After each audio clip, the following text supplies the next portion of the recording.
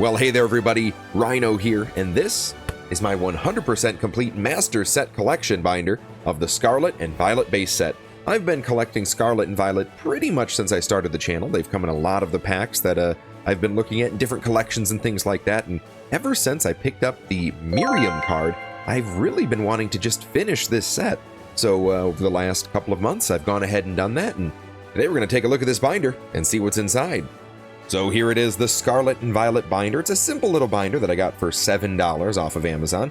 These come in a variety of colors, and I've actually used a lot of these binders for my collection, and it makes the collection really pop when every set has a nice different color. What I really like is that it's got the fabric separating the two different sides. So some of the binders that you might get, the really cheap ones, they're clear, they're completely see-through, and you have to put the cards next to each other. And I really like having that fabric separator between the two sides. It really makes the individual pages pop. Now, it's not going to be too interesting on these first few pages because these are all the reverses. I've got the holos, the commons, the uncommons. I even got all the double rares like the Spidops here and the Arcanine EX over here. So nothing crazy in this first binder, or first few pages of the binder, I should say. But one card I want to highlight here is our buddy Wug Trio here. One thing that's really interesting about this Wug Trio card is that move Undersea Tunnel. Flip 3 coins, and for each heads, discard the top 3 cards from your opponent's deck. You flip 3 heads, you're discarding 9 cards from your opponent's deck. This is the ultimate troll card. People have been using it as a mill deck to try to mill out other players, which basically means they go through and try to deck out the opponent before they can get any of their cards in play.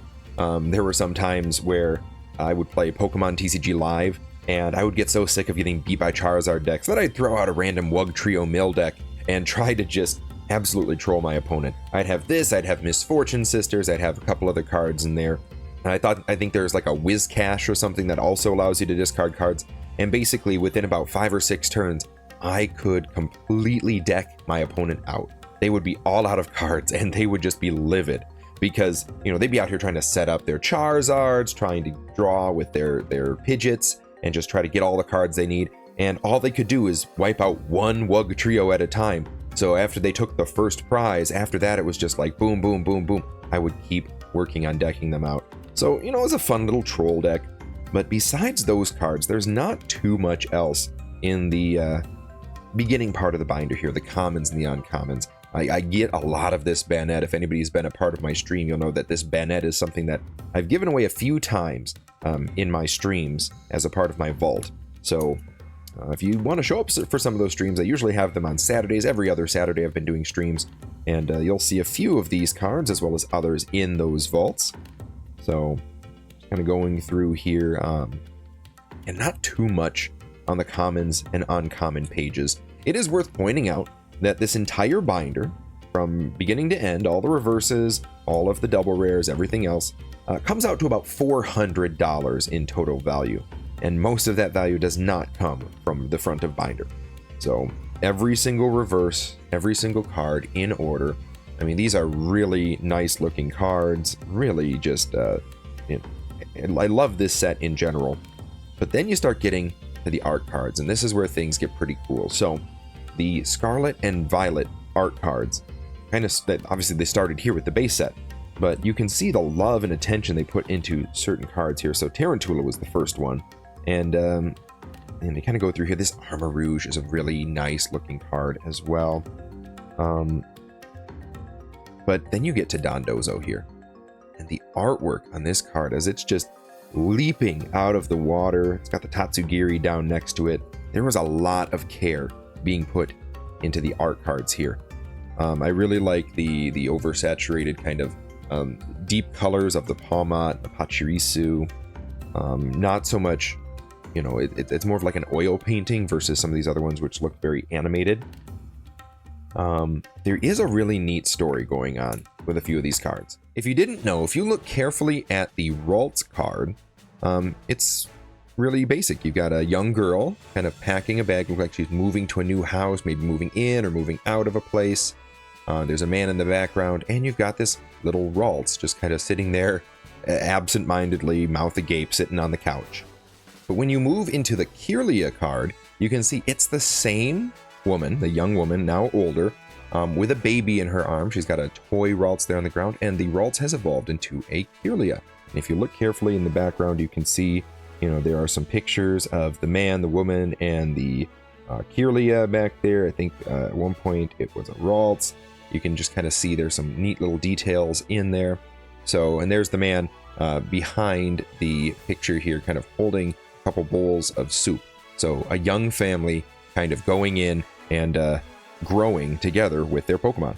You've got to flip ahead to the special illustration cards, but once you get to the back, you have the Gardevoir, and you can tell it's the same family. So you've got the woman there knitting, you've got the man with a camera, you've got, more pictures in the back, and they're knitting some sort of a quilt, and now the Kirlia has evolved into a Gardevoir. They're obviously much older. I don't see the baby anywhere in the picture. So this is just a family growing up with their Ralts. A young family getting married, growing up with their Ralts, all the way up until it's a Gardevoir. I love when Pokemon artists, card artists especially, do this kind of stuff, because it really paints a cool picture between all these different cards and connects the cards together in a neat way.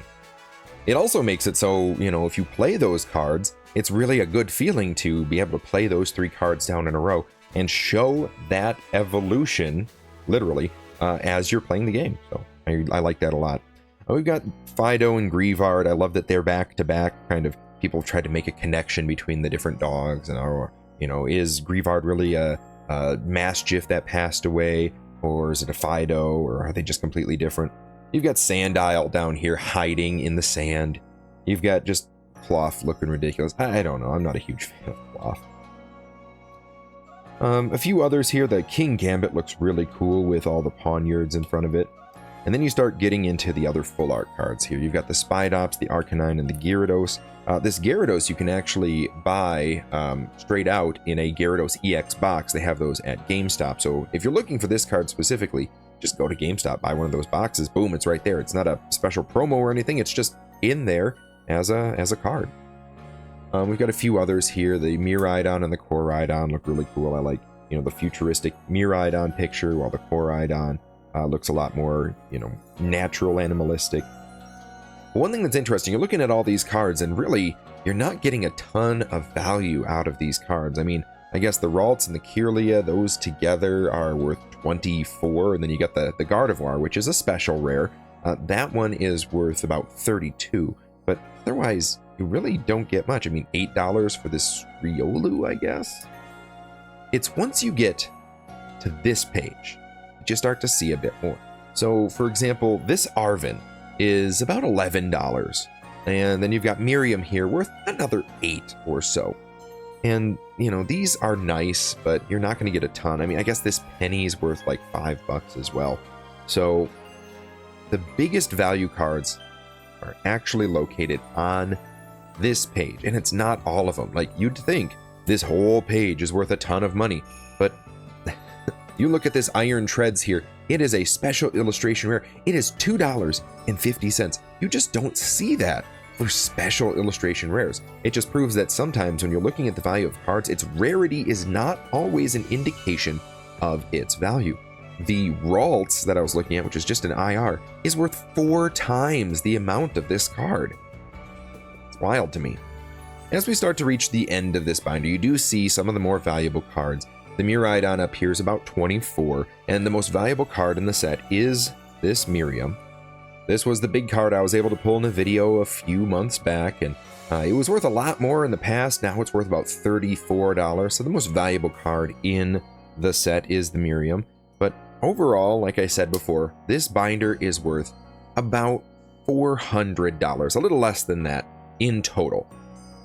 I guess the last cards to talk about would be 2 of the most playable cards, although these are the bougiest versions of those playable cards. You've got the Golden Nest Ball and the Golden Rare Candy, each one worth $10 to $15. But if you really want to show off to somebody, having this Nest Ball, I mean, it's a great playable card. You get to pick any basic Pokemon from your deck and put it right on your bench. Great play. And Rare Candy is also another great playable card. You get to evolve any basic Pokemon straight away into a Stage 2, so you can skip Stage 1 altogether. I've seen this played a lot with the Qianpao decks and the taking the Frigibax and turning it straight into a Baxcalibur in one move. It's a great move. Same thing, Charmander to Charizard EX. Boom. So if you really want to show off to people, using those would be a great way to do it, which is why they're a little more valuable than some of the other golden cards in here. But anyway, this binder was really fun to collect for. I mean, the packs are everywhere. You can get Scarlet and Violet base set in basically any modern collection. You know, the Mabostiff, the Grafai, the Gyarados, the Charizard, you know, all of those sets that are currently filling up the shelves at your big box stores. The tins, current Pokeball tins, other things like that. You can find Scarlet and Violet base set everywhere. And if you want to buy the singles, they're not overly expensive. And so one final point, if you want to be getting these art cards, there's about 61 of them, the IRs, the special illustration rares, the hyper rares, the full arts. There's about 61 cards, and only about 20 of them are worth more than $5. And there's only a handful that are worth more than 10. So you can get the majority of the art cards here for $2 or $3 a pop, right? So if you are really interested in trying to finish this set, my suggestion would be to go to tcgplayer.com and look up some of these cards and just order them straight through that website. Go to your local card shops and look for these cards. Go to card trading shows and look for these cards. They're all over the place. They're actually pretty common, which is why they're so cheap.